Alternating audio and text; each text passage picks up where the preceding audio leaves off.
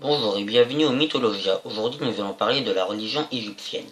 La religion est très importante pour les Égyptiens de l'Antiquité. Tout s'explique à partir d'elle et la raison d'être de chacun. Primitivement, chaque province, chaque ville, chaque village avait ses propres dieux.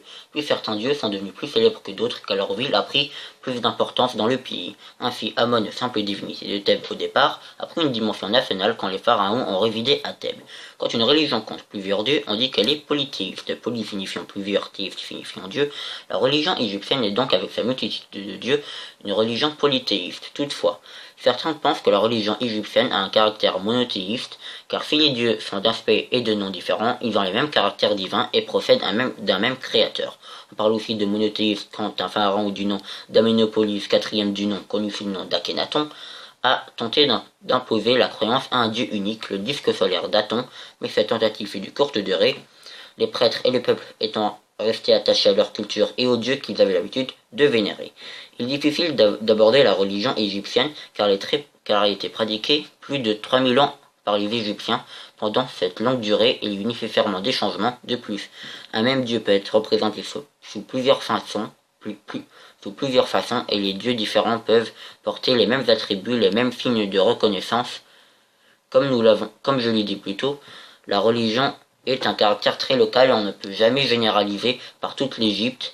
Chaque dieu fait référence à un lieu précis à une époque déterminée.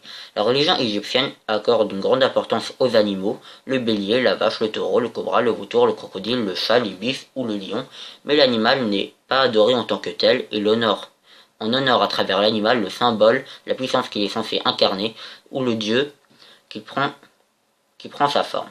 Les dieux ne disent jamais leur vrai nom et ne montrent jamais leur vrai visage afin qu'on ne puisse pas utiliser la magie contre eux. Au départ, les dieux seront présentés sous une forme animale, mais très vite, vers 3100 avant Jésus-Christ, les dieux se sont aussi figurés sous forme humaine, puis vers 1700 avant Jésus-Christ, ils sont représentés sous un mélange de mi-humain, mi-animal. Un même dieu peut être présenté de la façon différente, comme Hathor,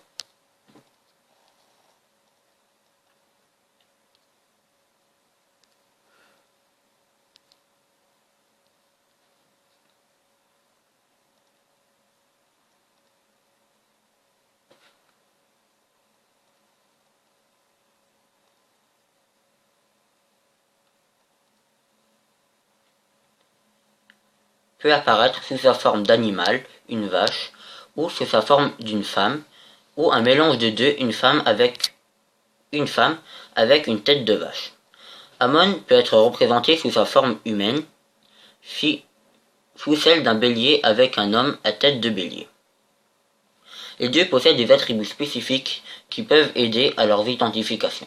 Ils tiennent également dans les mains les signes de leur pouvoir, sceptre roi, croix de vie, mais les couronnes coiffées sont interchangeables.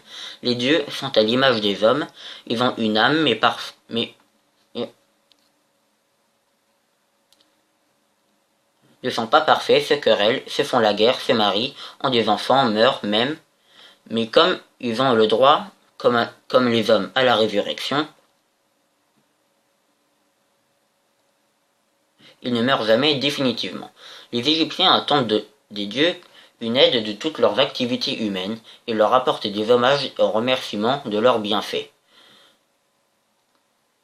ou pour se concilier de leur malveillance. Plus tard, nous verrons le groupement des trois dieux sur un modèle familial, connu sous le nom